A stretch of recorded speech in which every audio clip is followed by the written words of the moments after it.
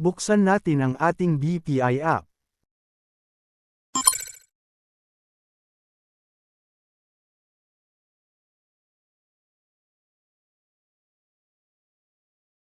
Pindutin ang More.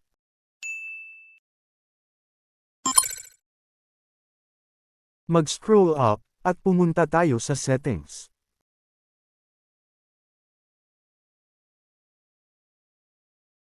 Pag nakarating na sa setting, pindutin na ang Security.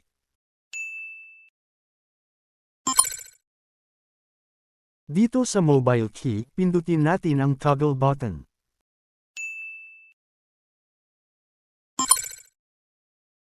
Pindutin ang Yes, Proceed.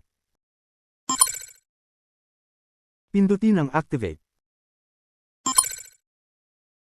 Pag lumabas ang Allow Auto Start, pindutin natin ang Open Settings. Make sure na naka-turn on ang BPI. Ngayon pindutin na natin ang Back. Dito kailangan naman natin gumawa ng ating 6-digit PIN code.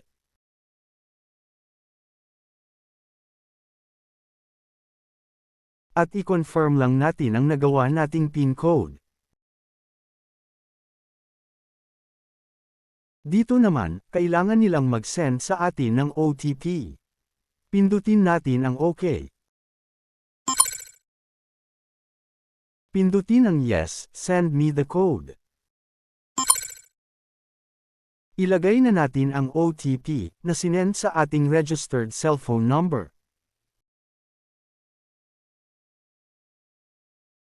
Pindutin ang Continue.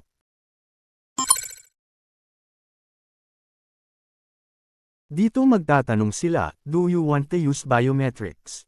Pindutin natin ang Yes, Enable Biometrics.